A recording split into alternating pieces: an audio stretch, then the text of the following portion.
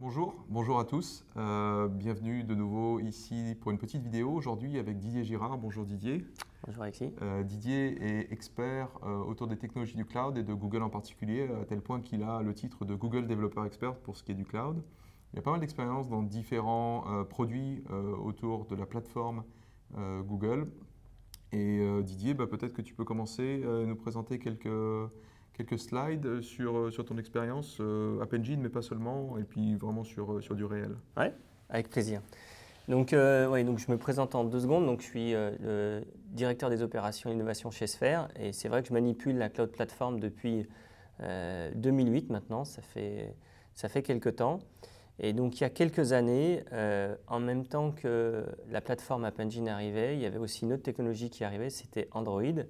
Et je me suis mis un défi, c'était de dire est-ce que j'étais capable de développer un service qui allait devoir scaler de manière très importante, qui serait utile pour tout le monde et ce qui me permettrait à la fois de travailler sur Android et sur App Engine. Donc j'ai décidé en 2008 de développer un avertisseur de radar qu'on appelle maintenant un outil d'aide à la conduite. D'aide à la conduite, voilà. De détection de zones dangereuses. Voilà, donc je vais vous faire un petit retour d'expérience sur l'utilisation de la plateforme dans le cadre de ce use case en fait. Alors déjà, donc, juste pour resituer, maintenant Sphere, c'est plus de 50% de son chiffre d'affaires qui dépend des technologies cloud. Donc c'est effectivement maintenant une technologie qui a complètement hydraté l'entreprise et on ne pourrait plus démarrer un projet chez Sphere sans s'appuyer sur les technologies cloud. Voilà, donc de la cloud platform, voilà un petit résumé des différents services et j'ai essayé de leur donner un ordre de préférence de manière à ce que si vous voulez découvrir la cloud platform, vous sachiez un petit peu quels étaient les services sur lesquels vous devriez vous concentrer. Donc en numéro 1, si vous avez envie de développer un service qui va devoir encaisser des très gros trafics, vous allez devoir vous intéresser à 3 choses.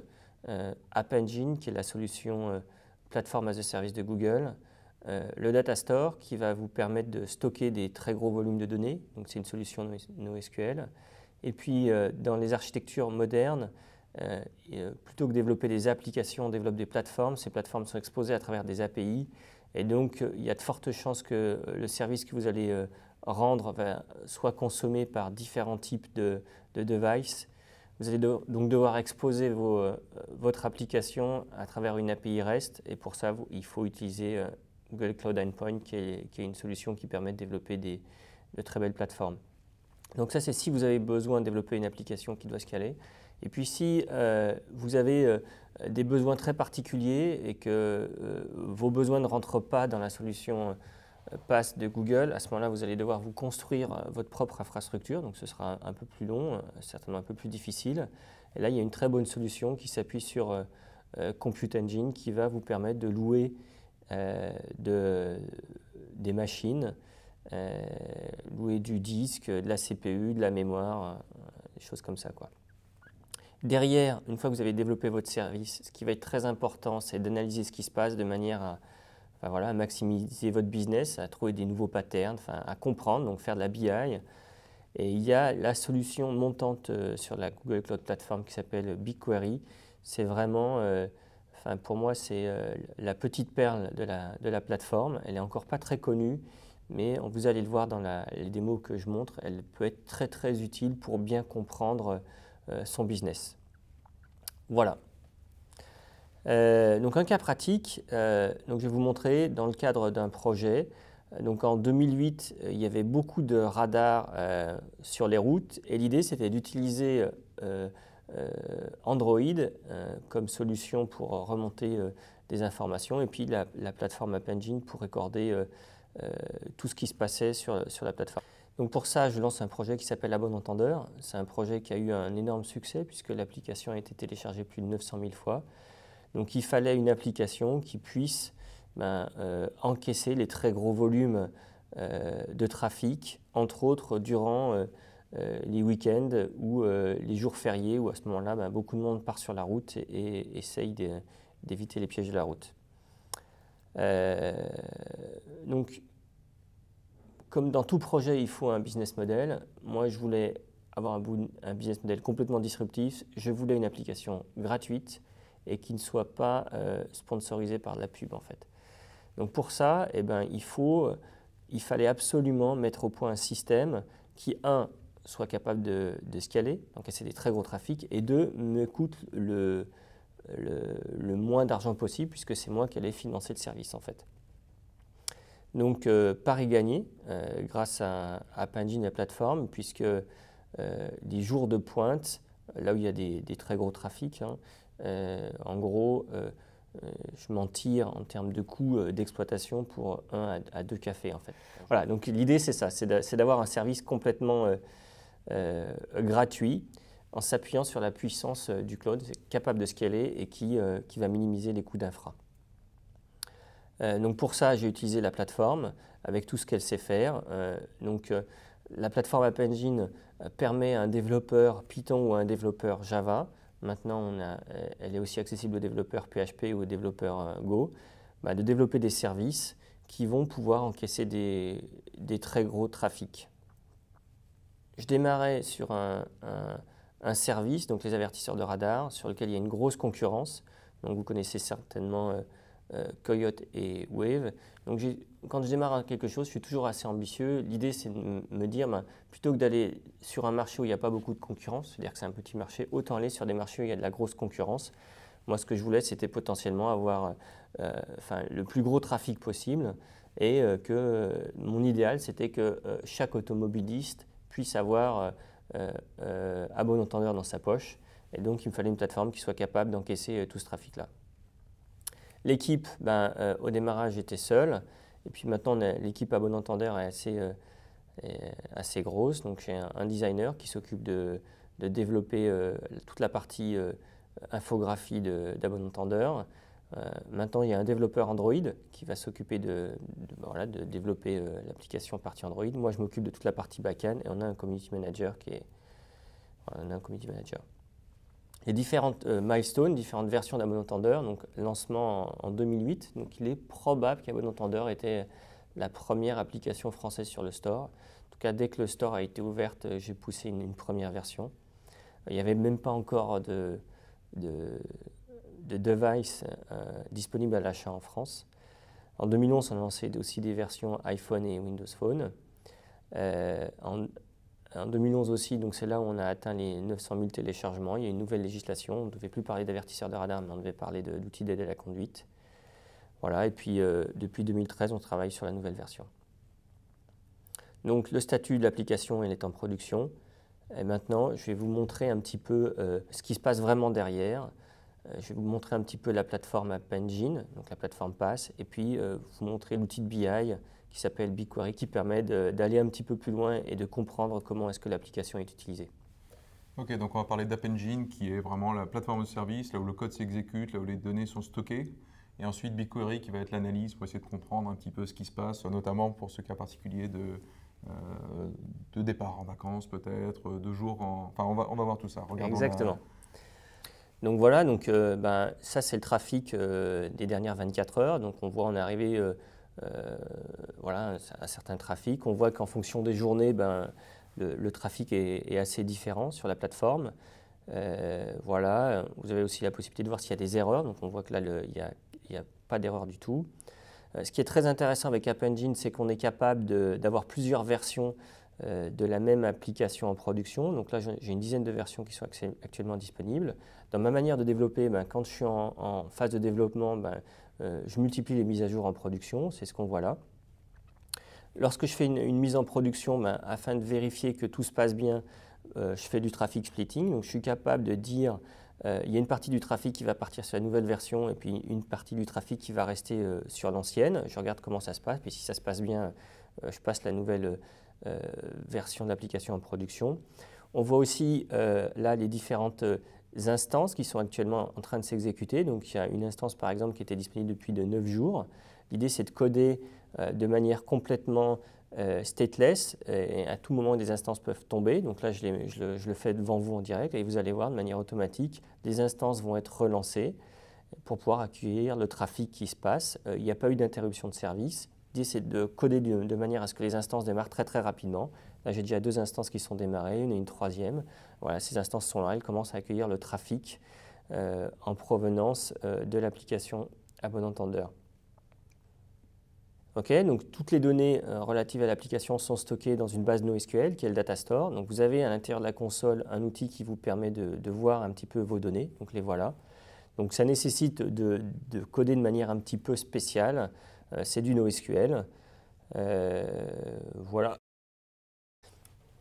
Et puis, donc quand, bien évidemment, si vous dépassez un certain trafic, il y a des quotas gratuits dans App Engine. Et puis si vous dépassez un certain montant d'utilisation des ressources, vous allez devoir payer. Donc là, on voit ici que j'ai mis des quotas, un certain nombre de quotas. Donc j'autorise un budget de 2 $ par jour. Je vous parlais de 2 cafés, donc au maximum, je m'autorise à dépenser 2 cafés par jour. Et puis là, actuellement, après quelques heures d'utilisation de la plateforme dans la journée, on voit que j'ai dépensé seulement 2 centimes en fait. Donc on va basculer là sur l'outil d'analyse, l'outil de BI, qui permet d'analyser comment utiliser l'application de manière à trouver des cas business et éventuellement proposer de nouveaux services.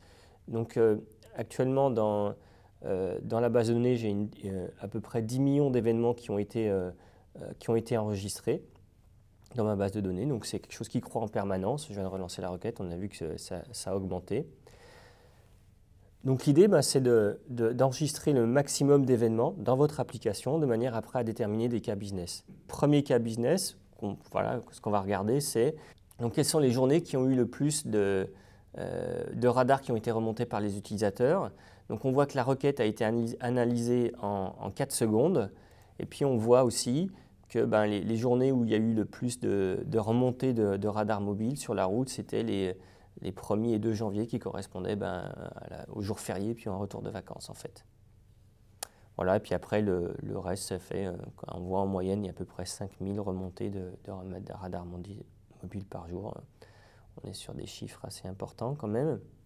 Après, vous pouvez dire, qu'est-ce que je suis capable de faire? Est-ce que par exemple, il y a des profils type de journée comment en fait, est-ce que j'ai la même probabilité ou chance d'avoir des radars sur la route à minuit un samedi que le matin de bonne heure un lundi, voilà. Donc l'idée, c'est de lancer des analyses où vous allez regarder combien de radars ont été remontés en fonction du jour de la semaine et de l'heure de la journée. Donc voilà, ça c'est une requête qui remonte ces informations. Et une fois que vous avez fait ça, vous pouvez injecter ça dans des tableurs. Ces informations, vous les injectez dans des tableurs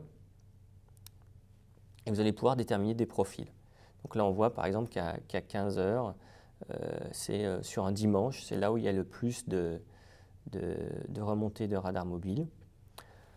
Ces informations, donc, je les ai remontées dans des tableurs. Ce dont je me suis aperçu, c'est que les profils des lundi, mardi, mercredi, c'était à peu près des profils de même journée. Donc on est capable de faire une moyenne.